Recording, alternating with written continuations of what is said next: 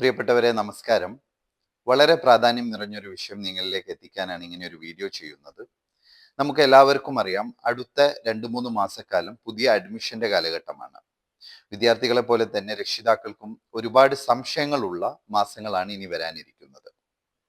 നമ്മുടെ നാടുകളിലും അതേപോലെ കൂടുതലായിട്ട് മലബാർ ജില്ലകളിലും മാത്രം കാണപ്പെടുന്ന ഫേക്ക് പാരാമെഡിക്കൽ ഇൻസ്റ്റിറ്റ്യൂട്ടുകളെ കുറിച്ചും അവർ നടത്തുന്ന കോഴ്സുകളെ കുറിച്ചും നിങ്ങളിലേക്ക് എത്തിക്കാനാണ് ഞാൻ ആഗ്രഹിക്കുന്നത്.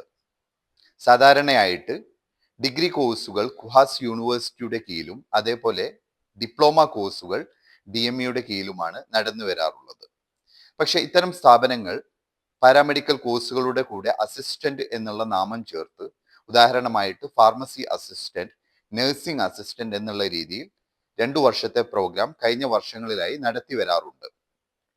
വിദ്യാർത്ഥികളുടെ കൈകളിൽ നിന്നും വലിയ തുകയാണ് ഇത്തരം കോഴ്സുകൾക്ക് സ്വീകരിച്ചുകൊണ്ടിരിക്കുന്നത്.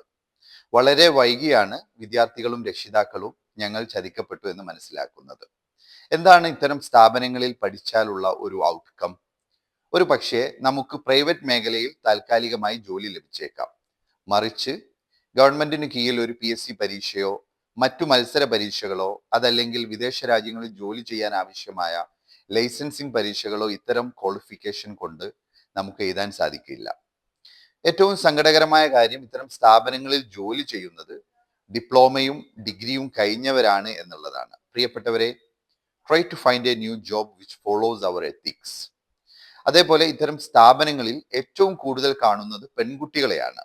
പ്രിയപ്പെട്ട രക്ഷിതാക്കളോട് +2 കഴിഞ്ഞ് എവിടെയെങ്കിലും 2 വർഷം പഠിച്ച് പിന്നീട് വിവാഹം ചെയ്ത് അയക്കുക എന്നുള്ള രീതിയിൽ നിന്ന് നാം മാറി ചിന്തിക്കേണ്ടതുണ്ട്. ഏത് സമയത്താണെങ്കിലും നല്ല സ്ഥാപനങ്ങളിൽ പഠിപ്പിക്കാനും നല്ല ക്വാളിറ്റി എഡ്യൂക്കേഷൻ നൽകാനും നാം തയ്യാറാവണം. നിങ്ങളുടെ അധ്വാനം, അതേപോലെ പണം, കുട്ടികളുടെ സമയം ഇതെല്ലാം വിലപ്പെട്ടതാണ്.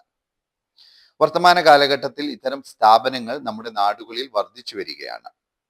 ചില പരസ്യങ്ങളിൽ കാണാനിടയായത് +2-ന് ഏത് സബ്ജക്റ്റ് ആണെങ്കിലും പാരാമെഡിക്കൽ പഠിക്കാമെന്നാണ്. തീർത്തും തെറ്റായ കാര്യമാണ്. +2-ന് സയൻസ് ബാച്ചിൽ പഠിച്ച കുട്ടികൾക്ക് മാത്രമേ പാരാമെഡിക്കൽ കോഴ്സുകളുമായി മുന്നോട്ട് പോകാൻ സാധിക്കുകയുള്ളൂ.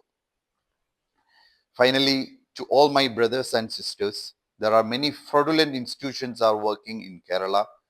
So before you enroll, think about your education and career goal and research about college reputation and accreditation.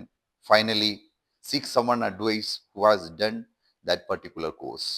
Thank you very much.